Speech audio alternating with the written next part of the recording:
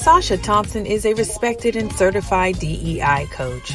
For the next 30 minutes, we'll get an exclusive look at some of her conversations with others in the field. Welcome to DEI After 5.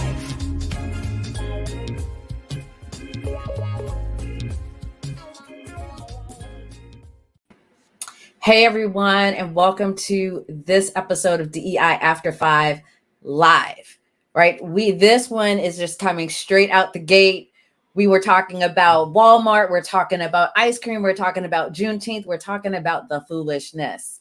Okay? So a few minutes ago, got a call saying, hey, let's do a live one this. And of course, we need to have this conversation.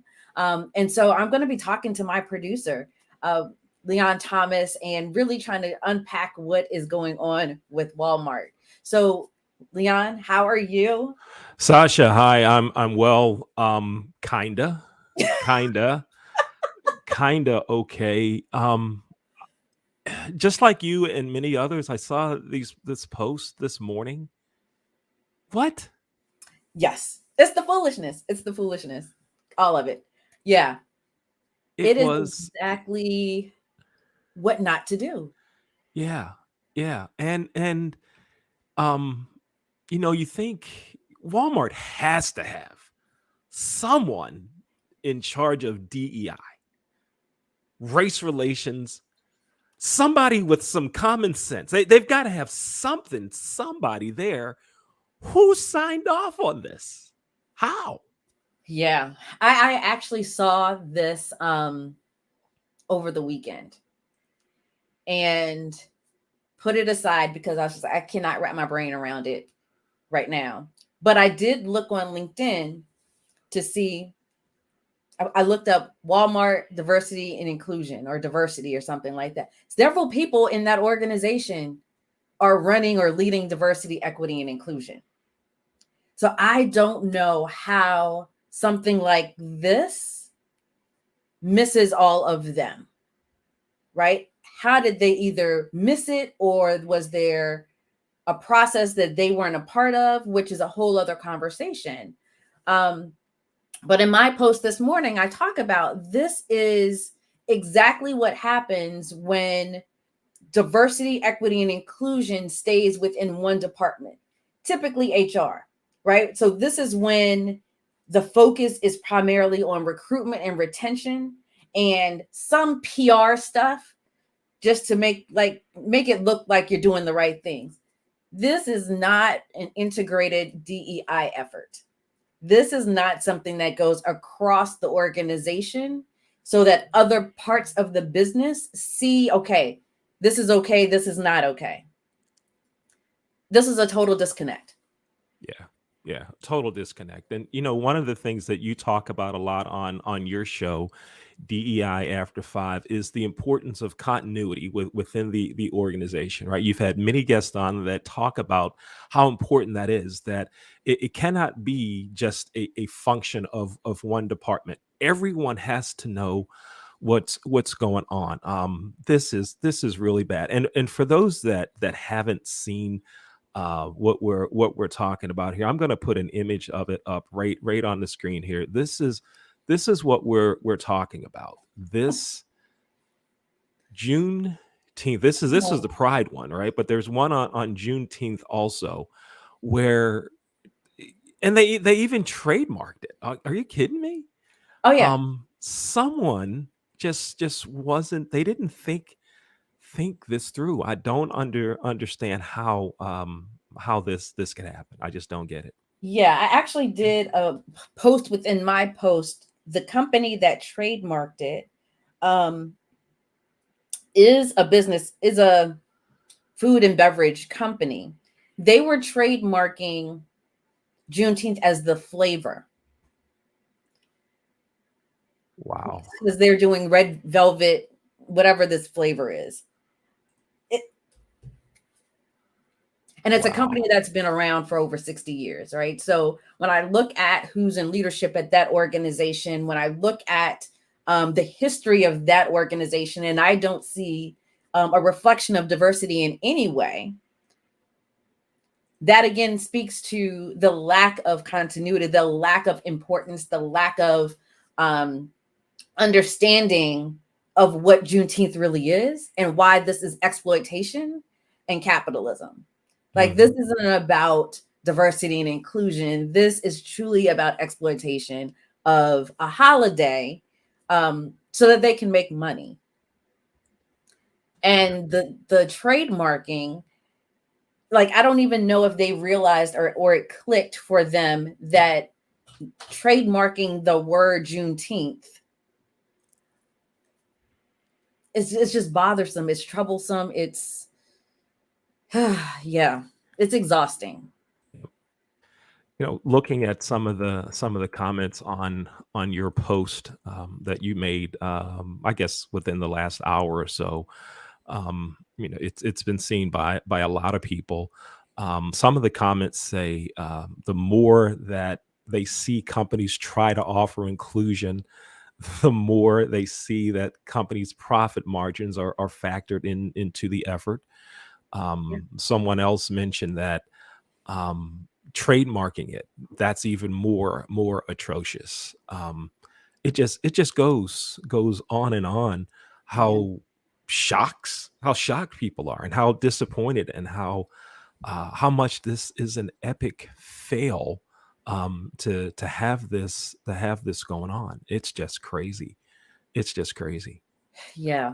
And I think I even commented that, well, someone commented that, we're just kind of waiting to see what Walmart does to react to this, especially if people are pointing it out as being exploitation. And it would be different if they came out and said proceeds from profits from this product will benefit X organization. They haven't done that. And at this point in the process, it's going to be reactionary and it's meaningless, right? Because that wasn't part of their initial process of planning this. It's nothing that they can do at this point that's going to fix this, totally fix it, because even at this stage, if they were to donate part of the proceeds, it's empty. Yeah, it will come across as empty. Yeah, everything they're doing now is just going to be straight recovery effort.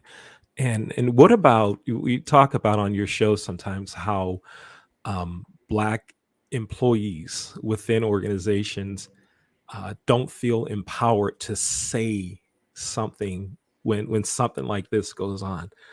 How many folks are working in Walmart and saw this weekend or saw it today and they want to say that ain't right?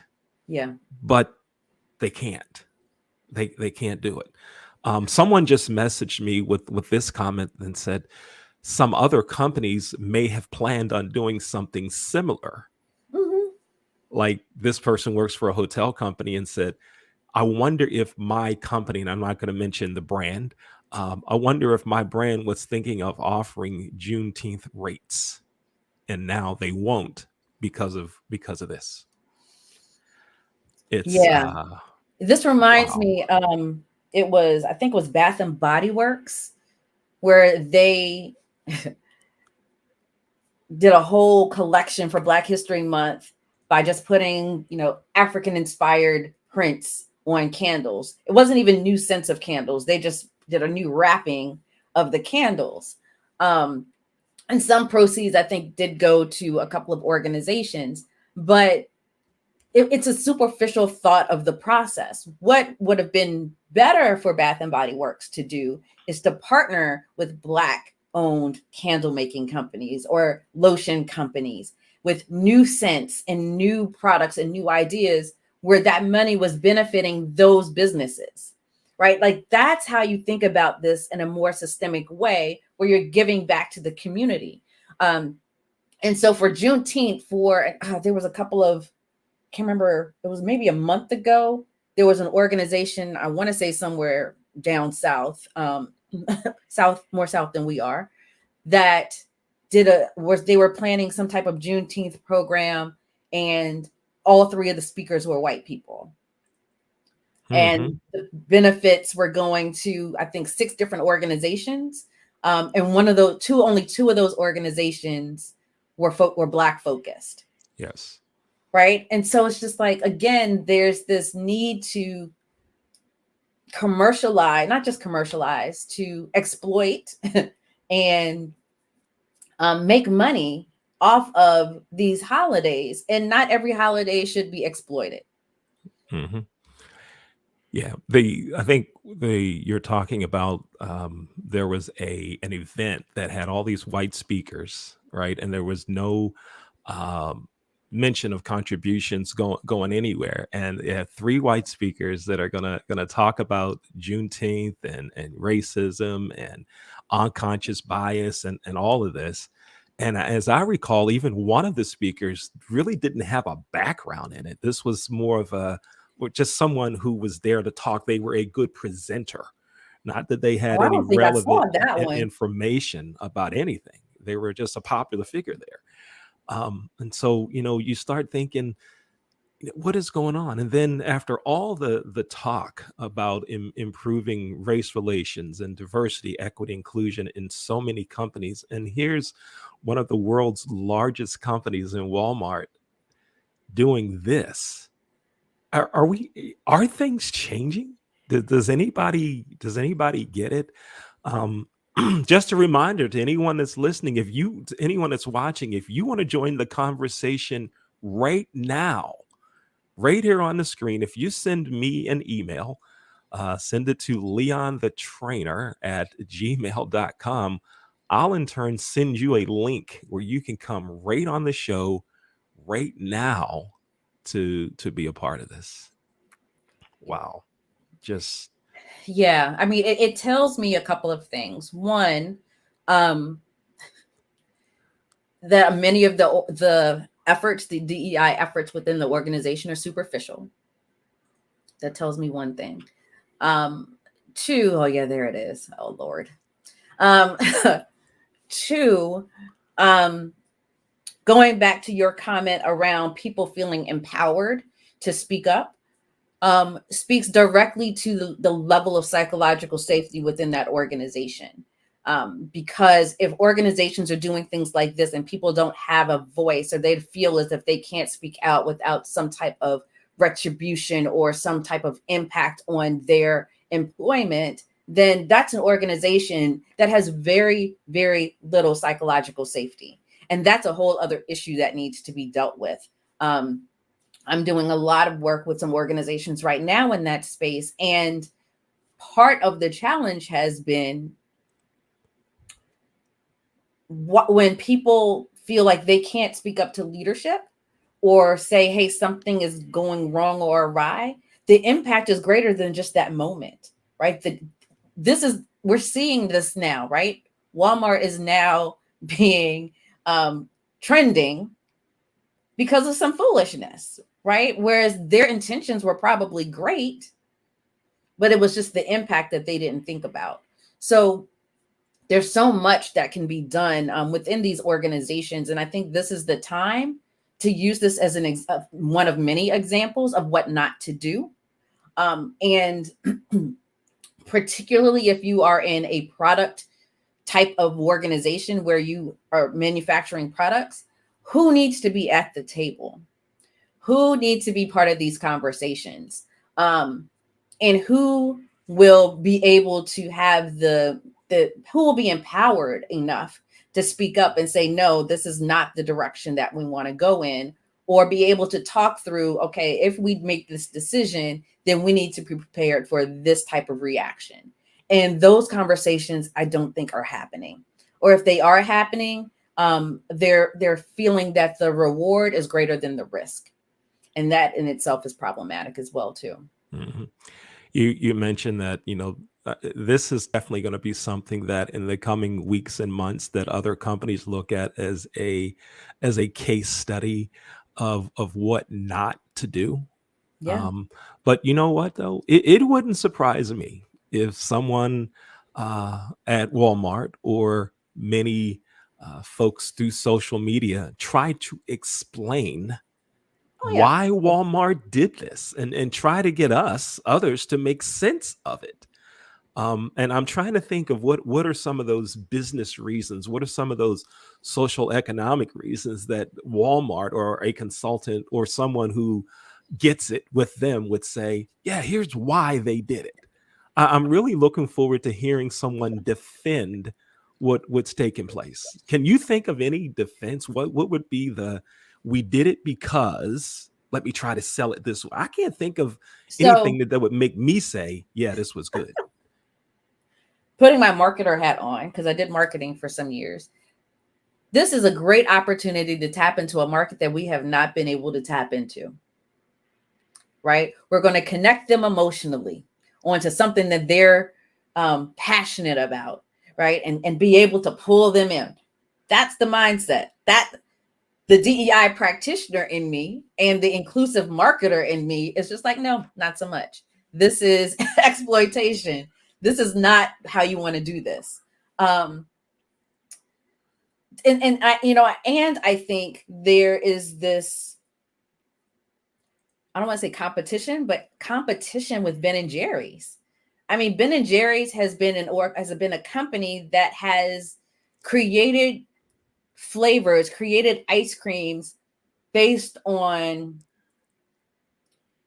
what's really happening, right? So they have been amazing in doing that, but they haven't done it to the point of exploitation. So their stuff isn't about Juneteenth. I believe they have a flavor around like liberation, which is a more general term, right? They do these more general concepts and create ice cream flavors based on that, but then also tie it back to giving to causes, tying it back to their mission. This is something Ben and Jerry's has been doing from the beginning.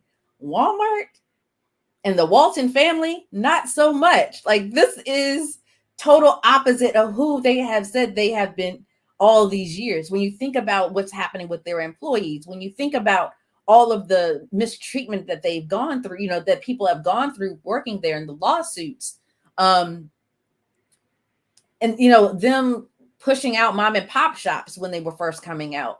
It's capitalism is what they are about.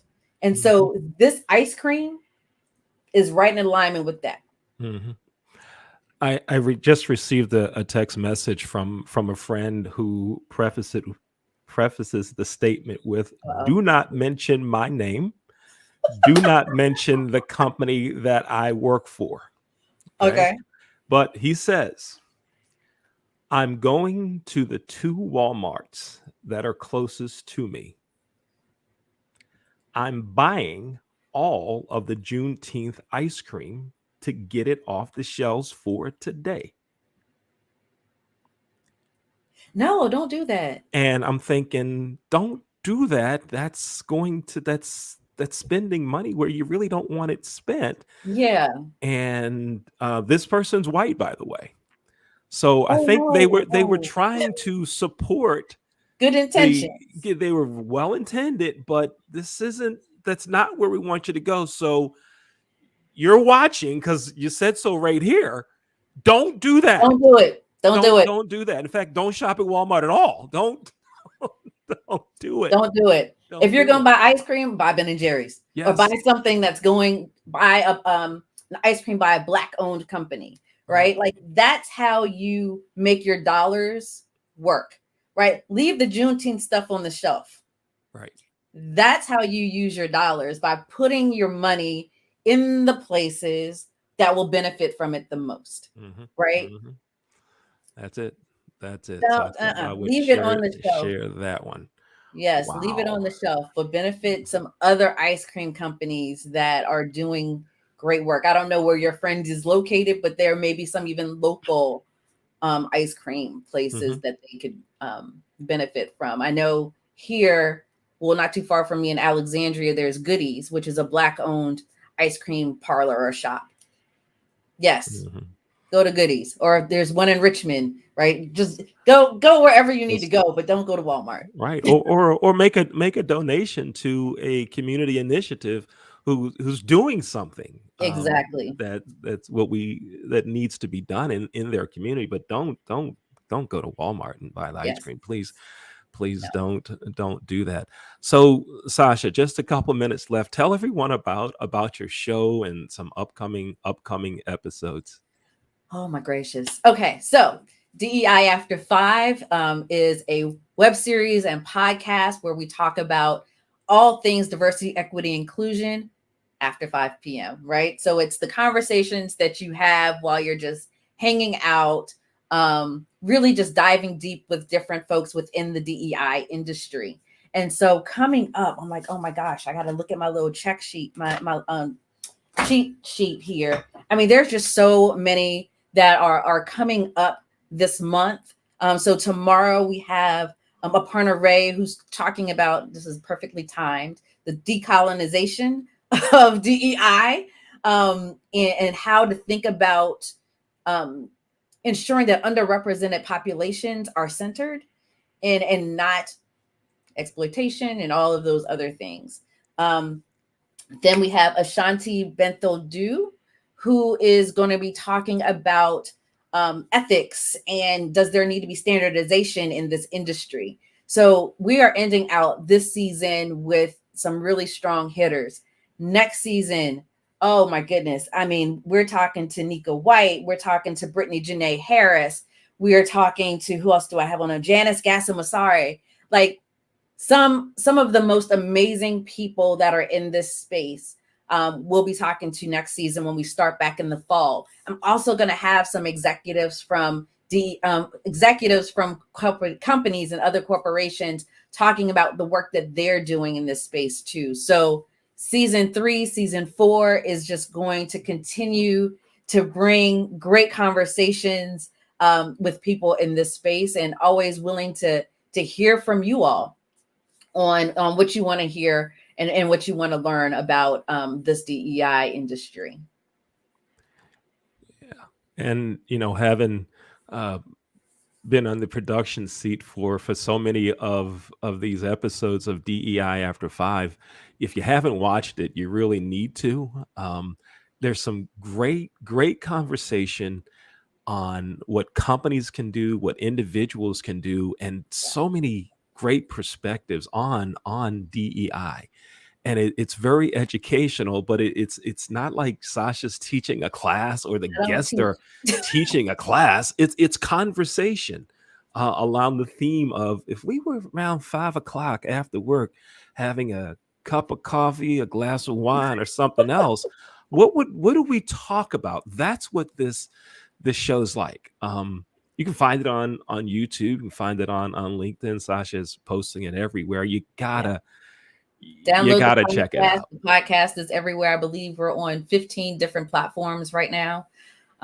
So yeah, it's interesting. I've had folks tell me, folks that I know that haven't watched the show or anything like that, or listened to the show, say they've been doing research and the show's come up in their research. So great conversations, great information. I always talk about their nuggets that people can walk away with, that they can do immediately in their jobs, or give you something to really think about. And wellness and self-care. There's always a theme of wellness and self-care, because as you can see, this work is stressful, because whoever's dealing with this Juneteenth stuff right now, they might need to come on and listen to a couple of episodes about how to deal with stress and burnout and all of those things. So yes. Looking forward to the next few seasons. All right. Right on. Sacha, it's great to have you on this pop-up show. Yes. And just to talk about this, folks that are going to be watching the replay of this, I'm sure they're going to have some comments about it. And this is a conversation that's going to be going on through Memorial Day, through June. We know this is gonna be something, and so it's good to have you here, that we can talk about this. So thank you. Thank you, Leon. Thank you for being like, hey, I think we need to do a show. Yes, let's do it. So thank you for that. I'm looking forward to seeing all of your comments. Please feel free to write comments to this on my post. Send them to me in my DMs. Want to hear from you. because as Leon said, this conversation is going to continue going on. All right. Thank you, folks. Again, I encourage you to check out Sacha's podcast and web show called DEI After 5. Thanks, everyone. Thanks for watching. Take care.